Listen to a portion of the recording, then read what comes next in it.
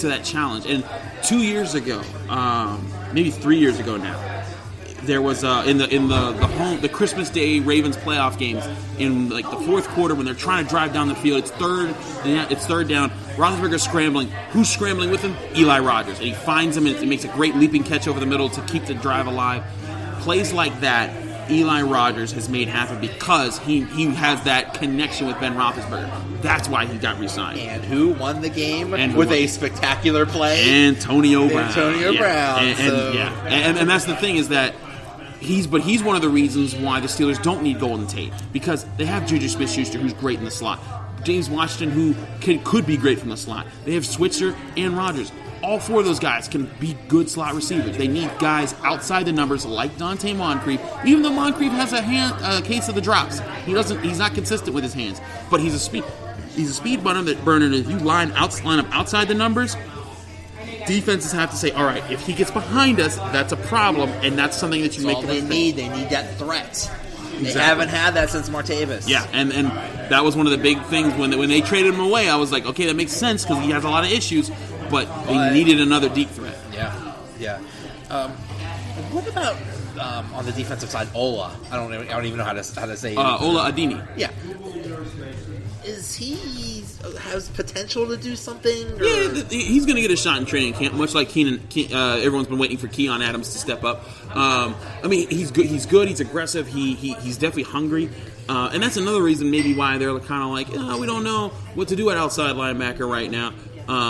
But he was a guy that he had some injury issues, and they were trying to decide how to get him off the practice squad and protect him from being scooped up off the practice squad by other teams. Kind of how Matthew Thomas was by the Ravens, because he was a guy that was practice squaddy, inside linebacker, extremely athletic, just not a huge student of the game.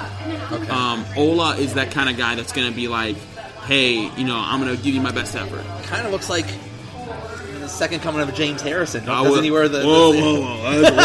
Let's slow down, Joe. Come on, man. You can't go that far. But I will say he's a guy that you could get excited about in training camp, because if he does well, maybe he gets a spot, and then you can see how well does he do. And then anytime, like Vince Williams, how he came on the scene, anytime you get a young player that you spent nothing on and he does even reasonably well, you're happy, because now you didn't invest into a position, and now you have either a depth guy or a guy that you can put in the starter if someone gets hurt. So do you think right now James Washington, do you see him being that third option? I see him potentially being a second option unless they draft some superstar. Washington's a guy, he can line up outside the numbers. He's strong. He's quick. He wins jump balls. He does need to improve. I'm not saying he doesn't. But he's a guy that if you saw him throughout the year, when Ben challenged him as a rookie, he was like, yeah, I need to be better. And he didn't back down. He shows up early for practices. He comes in, he works hard. That guy's got a future as long as he keeps trying. He's not Lamont Sweet. If you saw him in training camp, he was awesome. Yeah. Is it just that you gotta think so much? Yeah. It's just paralysis of analysis. I mean, that's the thing. A lot of people don't take it into account how many things you have to calculate when you're a receiver in the NFL. And this is part of why Antonio Brown's so good and why he would get mad at Ben when he wouldn't see these things. Because Antonio Brown will notice, okay, does this guy have inside leverage on me? Oh, he's giving up, and as he runs his route, he gave up inside leverage? Okay, that means a linebacker's coming down on me. That means I need to bump up above this linebacker and find a way for Ben to see me. And that may mean I have to change my route, but it means that I'm going to be open, and if Roethlisberger sees me, we're going to make a big play. It's those type of thinking processes of, I'm in this part of my out route. Oh, wait, I see this linebacker's creeping up. Let me extend my out route by another 4 or 5 yards to create a better passing window. Those things take time to develop. That's not an easy thing to do in the NFL. So it wasn't, B just runs whatever route he feels like. It's because it's a calculated thing of he knows how to get open. He knows, and he knows defenses extremely well. Like, people think he's dumb because of the way he talks. And yes, he embarrasses himself by some of the things he says in public. But this man, and like, that's the thing, when I've talked to him about different coverages and how you attack them, he's extremely smart in that, and he knows how to do that. That's why he's the best in the league. And as much as people want to talk about these bad things about him, and yes, there's several jokes you can make about Antonio Brown. There are several things funny to be said about Antonio Brown. But when it comes to his football knowledge, don't sleep on it. Nobody worked harder. Nobody does work harder. Yeah. And hey, for him, from where he came from, 6 rounds. Yeah. Nobody gave him a shot. From to where he's at, hey, good for him. Yeah. Now we can look at his billboard. No, I loved Tim Benz made a really good joke today. He said what Juju should purchase a billboard right next to him that says Team MVP. That I laughed really That's hard. Really good. I was like, kudos to you, Tim Benz. You did a good. That was a good one. Oh man. How long do you think Ben is going to play for? I mean, I think they're about to extend him, like probably today or tomorrow. I say another 3 seasons. Yeah. Including this next one, I'd say 3. Just because the way that the quarterback position is being protected, the way they've invested into this offensive line, I think like Pouncey's got another 3 years. That's as soon as he got that 3-year extension, I was like, here comes Ben's 3 years extension. I'm sure Pouncey and Foster getting extensions was because of Ben. Mm-hmm. Ben flat out said one time, like, "Hey, as long as they're here, exactly. If they're here, I'm here. Yep. So, and, you better sign them. So, because it's his kids, and Ben really runs the organization, according to Kevin Colbert, and the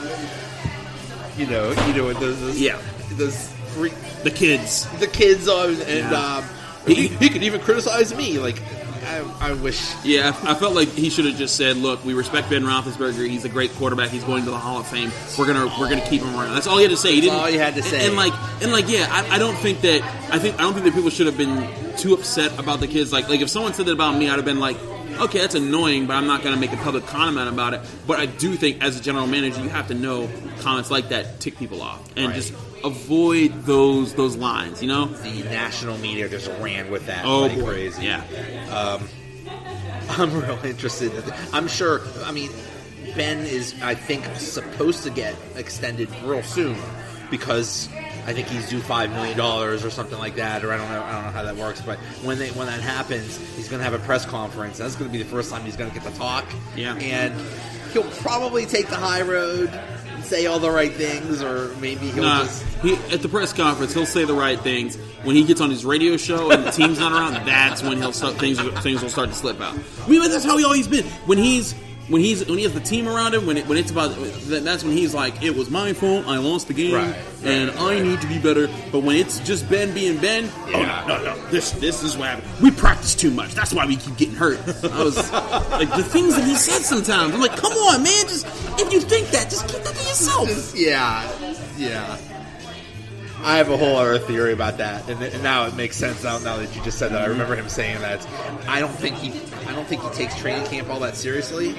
I don't think he takes OTAs all that seriously. Doesn't look like it. And as a result, the beginning of the year, he's just off on his throws. A lot. It's like he uses the season to get in shape. Yeah, it's not a good look.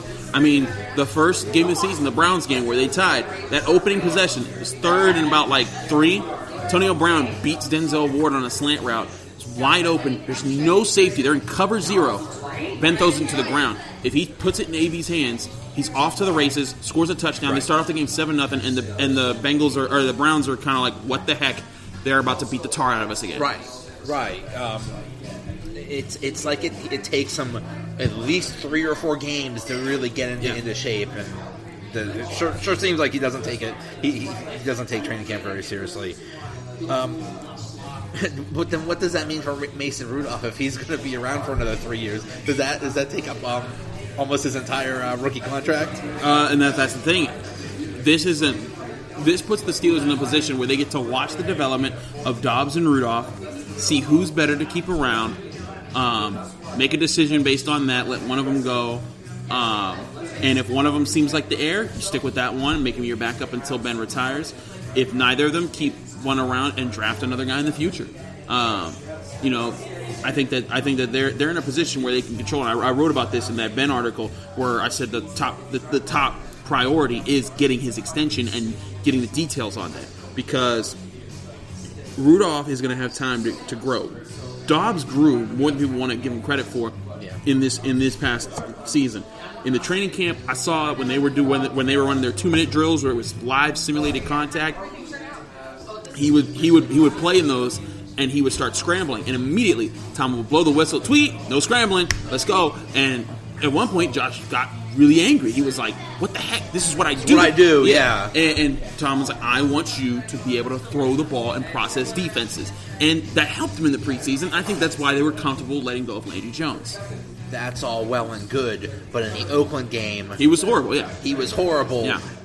He probably could have been done better if he just started scrambling a little bit. Yeah, and I do think at some point he has to learn the balance of that. And I think that's what Tom is trying to get him to learn, that there needs to be a balance. Yeah. But that comes with time. I think here's the thing: a lot of people got mad about the Landry Jones move. I know Mark Madden was fuming over it. But my thing was this: is the progress where Dobbs was in his second year was so far ahead of where Landry Jones was, who was fumbling snaps into the end zone in his second year. I was like, I understand them wanting to stick with this guy. Yeah, Landry Jones had such a low ceiling. Yeah. And, the cool thing about training preseason games is they make or break careers. Right. That last game against Carolina, Dobbs was like a maniac and was played the game of his life. And it's like, that guy instead of bagging groceries, he's going to be an NFL quarterback. Yep. Good for him. Yep. So the Browns have made some moves. Some moves.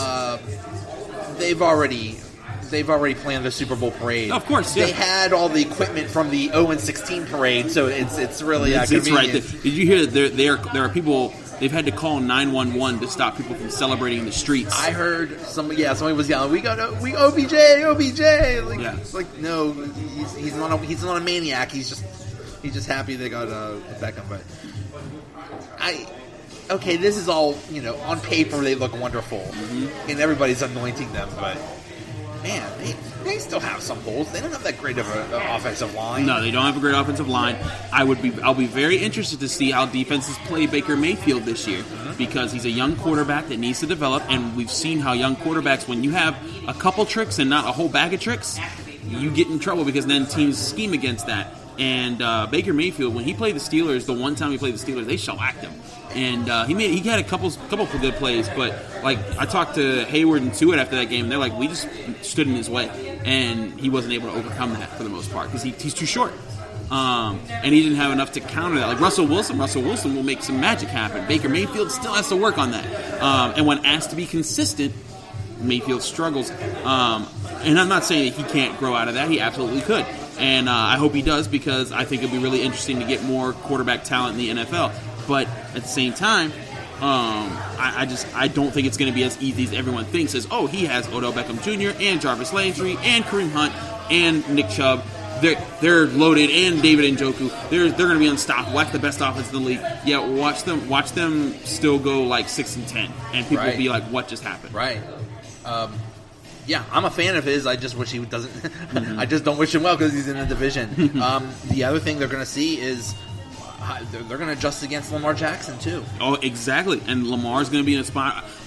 My thing about Lamar Jackson. A lot of people think he can't develop. That guy, like Baker Mayfield, I think both of them have a good high ceiling. It's just about can they rein it in.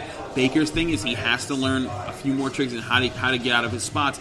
Lamar has to work on his accuracy. Yeah. He has the cannon. I think he has the strongest arm of his class, but he needs to rein it in. I've seen him throw some great back shoulder passes and throw some darts 30 yards down the field. Yeah. But the problem is too inconsistently does he find his target.